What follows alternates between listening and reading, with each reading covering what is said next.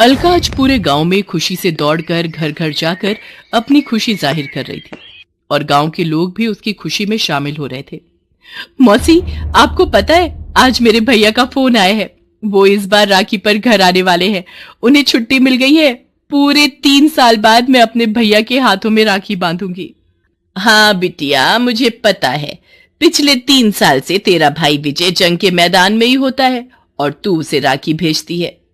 अलका, फिर तो इस बार तू और मैं एक साथ अपने अपने भाइयों के लिए राखी खरीदने जाएंगे। हाँ पूनम, मैं तो रंग बिरंगी सुंदर रेशमी डोरी वाली राखी खरीदूंगी जो मेरे भैया के हाथ पर सबसे सुंदर लगेगी। और मेरे भैया को गुलाब जामुन और जलेबी भी बहुत पसंद है, तो मैं वो भी खरीद कर लाऊंगी। अलका पूनम के साथ अपनी खुशियां बांट रही थी। वो बहुत खुश थी। उसके पास कुछ ही देर पहले ही विजय का फोन आया था। कैसे हो भैया? तुम तो अपनी बहन को याद ही नहीं करते हो। नहीं मेरी बहना, तू ऐसा क्यों सोचती है? मेरी बहन तो हर पल मेरे साथ होती है, तो मैं भला उसे कैसे भूल सकता हूँ? भैया, आपको पता है रक्षाबंधन का त्योहार आने वाला है। क्या आप इस बार भी अपनी बहन के हाथों से राखी नहीं बंधवाओगे? मैंने इसीलिए फोन किया है कि यहाँ पर सब कुछ ठीक है, इसलिए हम सबको रक्षाबंधन की छुट्टी मिल गई है और इस बार मैं रक्षाबंधन पर घर आ रहा हूँ। अब तो खुश है ना तू? क्या सचमुच भैया, आप रक्षाबंधन पर घर आ रहे हो? माँ, तुमने सुना? भैया घर आ रहे हैं। वो इस बार राखी का त्योहार हमारे साथ मिलकर मनाएंगे। ये लो माँ, विजय भैया से बात करो। हेलो विजय बेटा, कैसा है? मेरे बच्चे, तुझे देखने को मेरी आंखें तरस गई। तेरी बहुत याद आ रही है। अब तू जल्दी से घर आ जा, फिर मैं तुझे अपने हाथों की चूरी बनाकर खिलाऊंगी। हाँ माँ, मैं भी बहुत दिनों से आपकी गोद में सिर रखकर नहीं सोया।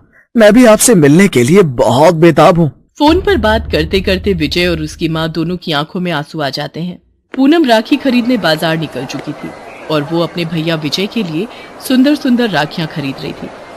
पूनम, ये देख, ये लाल रंग के मोती और सितारे वाली राखी भैया के हाथ पर सुंदर लगेगी ना? और ये रेशम का धागा, ये भी बहुत सुंदर लगेगा। देख, सब अच्छा है ना? हाँ हाँ, ये सारी राखियां बहुत सुंदर है। तेरा बस चले तो तू राखियों की पूरी दुकान ही खरीद ले।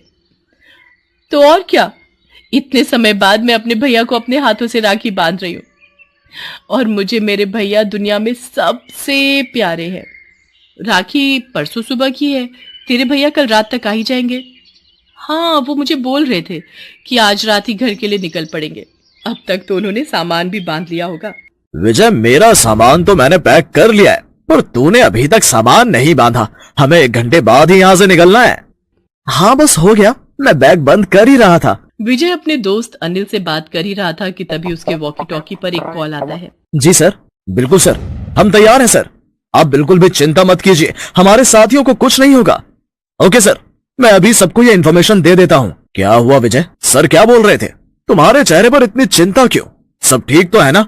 अनिल, बटालियन डी पर आतंकियों ने हमला कर दिया है। साथियों को हमारी मदद की बहुत जरूरत है। हाई कमान ने बॉर्डर के खराब हालात देखते हुए सभी की छुट्टियां रद्द कर दी हैं। कितना सोचा था, इतने समय बाद छुट्टी मिल रही है। अपने परिवार के साथ रक्षाबंधन का त्योहार मनाएंगे। सब खत्म हो गया। अनिल मेरे भाई, हमारा पहला फर्ज अपनी भारत माता की रक्षा करना है। हम अपने भाइयों को मरते छोड़कर अपने घरों में त्योहार मनाने नहीं जा सकते। हम अपनी मातृभूमि को उन राक्षसों को सौंपकर मौत के डर से नहीं भागेंगे। तू ठीक कह रहा है विजय, ऐसा ही होगा। सभी फौजी विजय के साथ आकर स्वाभिमान के साथ सर उठाकर खड़े हो जाते हैं। आप सब तैयार हैं ना? हमें अभी बटालियन डी की सहायता के लिए निकलना है। बटालियन सी पूरी तैयारी के साथ बटालियन डी की मदद करने के लिए निकल पड़ते हैं और वहां पहुंचते ही वो सब संभाल लेते हैं।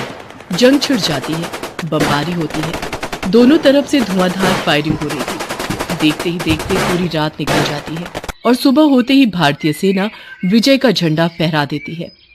सभी आतंकी ढेर हो जाते हैं, लेकिन भारतीय सेना ने भी अपने 5 वीरों को खो दिया था, जिनमें से एक विजय था। उधर अपने फौजी भाई विजय के आने की राह देखती अलका अपने हाथ में राखी लिए बैठी थी। तभी उसे किसी के आने की आहट होती है और कमरे में एक रोशनी फैल जाती है। अलका को चेहरा ठीक से दिखाई नहीं दे रहा था, पर जैसे जैसे वो चेहरा पास आता है वो चेहरा साफ हो जाता है। भैया, आप आ गए। देखो, मैं कब से आपके लिए राखी लिए बैठी हूँ। अब जल्दी से आओ, मैं आपको राखी बांध देती हूँ। देखो मैं आपके लिए कितनी सुंदर सुंदर राखियां लाई हूं, लाल हरी पीली, ये देखो मोती और सितारों वाली भी है। भैया क्या हुआ, आप कुछ बोल क्यों नहीं रहे? ये देखो मैं आपके लिए गुलाब जामुन और जलेबी भी लाई हूं। अब आपको मैं कहीं नहीं जाने दूंगी, अब आप मेरे साथ ही रहोगे। अलका मेरी बहन, मैं भारत माँ के प्रति अपना फर्ज निभा कर आया हूँ। अब बहन के भाई होने का फर्ज अदा करना है। अब मैं कहीं नहीं जाऊंगा, सदा तेरे साथ रहूंगा। मेरा बेटा आ गया। रुक, मैं तेरे लिए अपने हाथों की बनी चूड़ी लेकर आती हूँ। अभी माँ खुशी के मारे अपने बेटे के लिए चूड़ी लेने जा ही रही थी कि तभी फोन की घंटी बजती है और माँ फोन के पास जाती है। वो फोन को उठाती है। दूसरी तरफ से उसे एक दर्द भरी आवाज आती है।